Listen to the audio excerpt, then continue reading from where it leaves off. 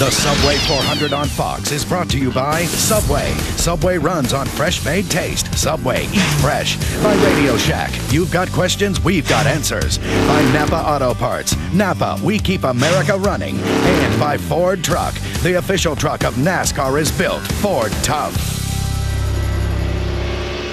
Ricky Craven leads Dale Jarrett by 1.5 seconds. Jeff Green has moved up into the 3rd position, and Matt Kenseth, who started 25th, has now climbed up to 7th. Quite a run. Craven, though, has been unchallenged since they dropped the green flag. Steve? Hey, Mike, you guys keep a look for lap number 81. That's because Mike Beam knows that if they run 63 laps under green flag conditions, that's when their tires really starting to go away. They tested, as I said, here in January. They got tires after the caution on lap 18. So watch lap number 81 to see if he starts slowing down any. It's 1.3 seconds back to Jarrett, then Green, then Ward Burton, 2.5 seconds off the leader. They've passed Kenny Schrader, who sits 5th. You know, this type of racetrack, Daryl, ever since Ward Burton started running Winston Cup, a track where you have to finesse the race car. It seems like it's always suited Ward's style. Yeah, and he's really, he doesn't impress me as being that kind of driver, you know. I mean, he's pretty aggressive. He's usually up on the wheel pretty hard and smatting that throttle pretty hard, but these slick racetracks, he's got something figured out. But on our Fox tracks, we saw him eating into Ricky Craven's lead. Low point, 122 miles an hour in the middle of the corner. Well, there's nothing like a win. The next week, I mean, you go in there with your chest all poked out, and Ward's a pretty small guy, but I guarantee he's 9 foot tall and bulletproof here.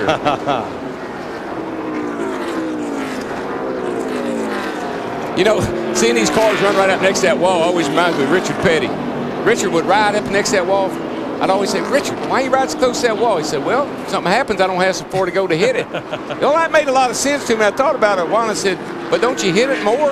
Don't you hit it more often? Now, Jeff Green, who is one of those cars on the move, you see his speeds relative to Ward. And he has been on the move. He started back in 15th. Now, again, I think this could be product of running the Busch Grand National race yesterday. He dominated the first part of that race. They made a slight adjustment. I talked to Todd Berry, his crew chief, this morning. He said, Larry, we made one slight adjustment on that race car and jumped the fence. I have to believe they learned from yesterday, and I believe Genie Zelasco can add more. Yeah, they're keeping that adjustment top secret because right now he's one of the fastest cars out on the track right now. His crew chief Todd Berry reminding him of that. Sure, yesterday's Busch race helped, but keep in mind, guys, in his last 5 Busch starts here, he scored a win, 3 top 5s, and 5 top 10s. Believe it or not, though, Green is saying that the car is a little too tight coming off the corner, so we have that adjustment to look forward to. Matt? Genie, in the second practice session Saturday afternoon, Kenny Wallace was not happy with the 1 car. They were tight. They made a track bar adjustment and a front sway bar adjustment. They felt like they hit upon something. They felt like today they would be really good, but guess what? They are tight again. He has gone way to the high side trying to help that car on exit. As Steve Park tested earlier this week, a 4-car test with Dale Jr., Kenny Wallace, Michael Waltrip, and Park in Charlotte. They felt like the test went very well. They are still unsure, though, when his comeback will take place, but he's watching that 1 car, hoping they can keep that streak alive here at the Rocca, finishing 2nd or better. Wallace in 12th place. Fighting the car up the hill. Bobby Labonte behind him, and Johnny Benson's dropped to 14th. Jeremy Mayfield and Jeff Gordon. Jeff Hammond? Yeah, Mike George, we're always talking about tires and how they really affect the cars at this racetrack. We started this race, and that's Ricky Craven leading the race. He ran the first lap at a 24.368. Believe it or not, after 25 laps, he slowed down a 1.5 seconds, and the differential between qualifying speeds and race speeds are over 10 miles an hour. Wow.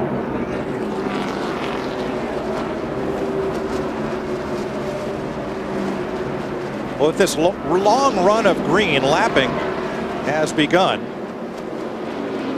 and there may be a problem with Jeremy Mayfield, Dick.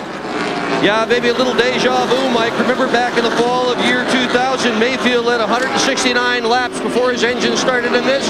His engine started to miss again today. Mayfield, engine trouble.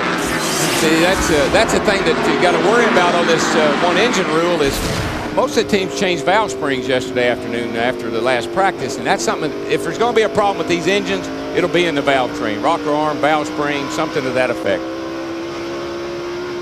All right, you see that we're looking at Jeremy Mayfield's now. We're looking at the miles per hour, looking at the tack right there.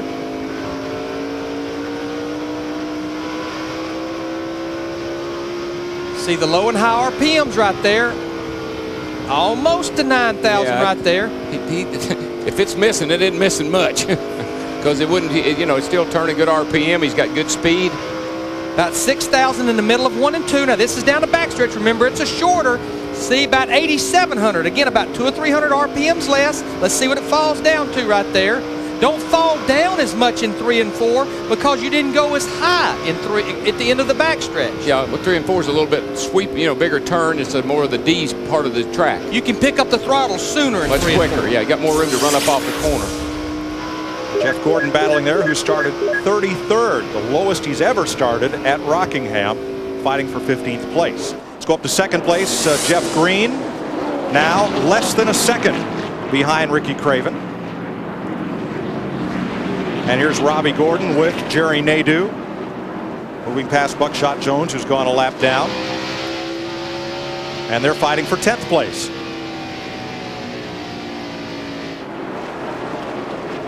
Up front, Craven's lead is disappearing. It is now down to 0.8 of a second.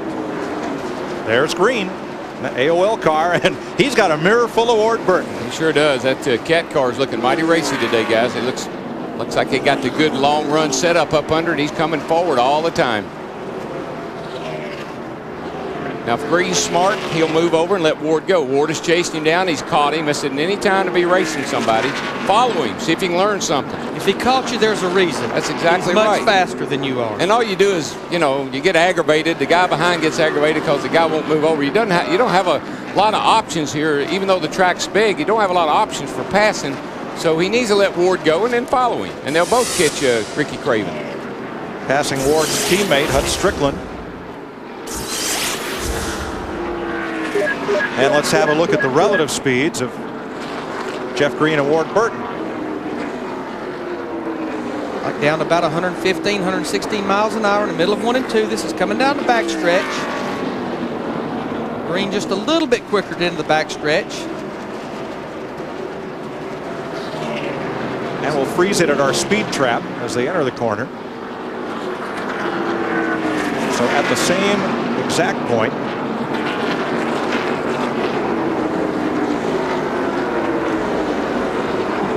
Jeff Green's miles per hour a lot lower in 1 and 2 as he came up on the 4 car of Mike Skinner.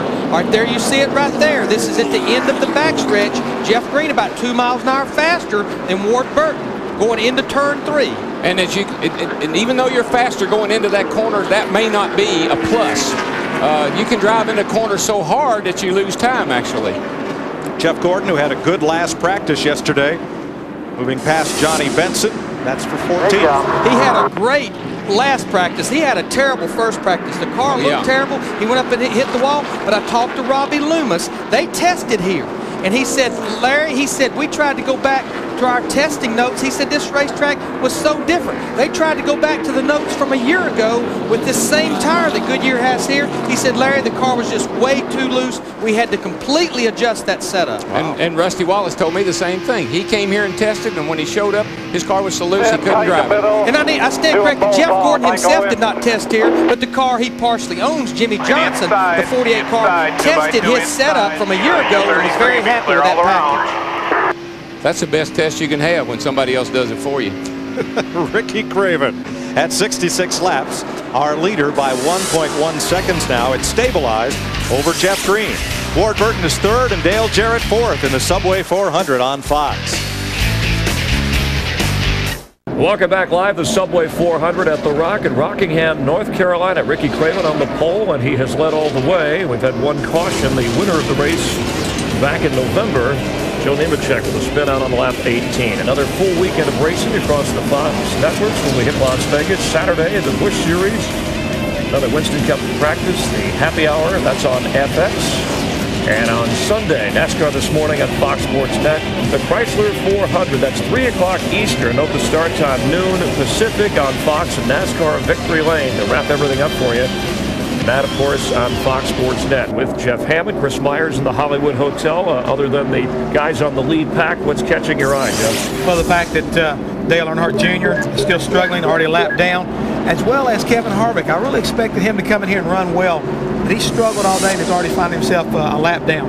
And Dale Jarrett running fourth has had 12 straight top 10 finishes here in Rockingham. Let's get back up to Mike, Darrell, and Larry.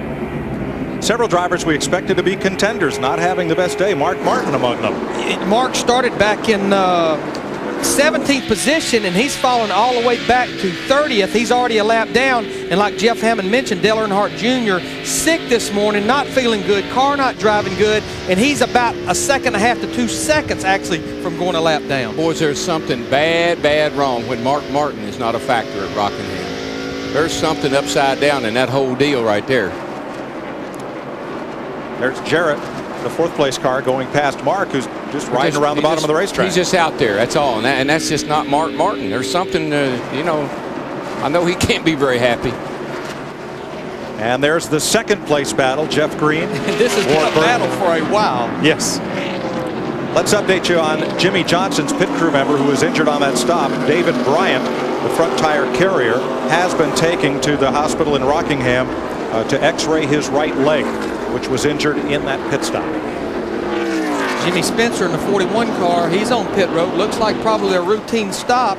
It's been about 60 laps since these cars were on pit road. This is about 10 short of what we thought a lot of them would run. But Darrell, the deal here, once those leaders start coming to pit road, you can't be far behind them, because if you do, you're going to be giving up 2 to 3 seconds a lap when you're looking at fresh tires versus 70 or 80 lap tires. You're going to accomplish 2 things when you come in and get tires. You're going to shut that driver up, and you're going to make that car happy for a little while. If I was going to shut my driver up, I'd just come every 10 laps. Or turn the radio off. Let's listen to what we picked up on Ward Burton's radio a few minutes ago. Take it easy on the right front, buddy. We got a long day here. Be easy on the tires. Doing a good job, little buddy. Everything's A-okay, man.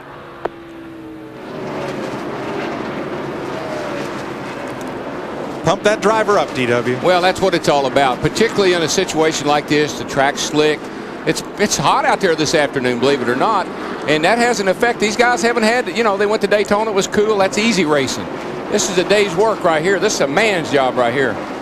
Back when this was a 500-mile race, in 1973, David Pearson led 491 of the 492 laps, but he still had to hold off Cale Yarborough at the flag to win it. Oh yeah, this racetrack has always been the kind of racetrack that sets up, just like we had here last year, dramatic finishes.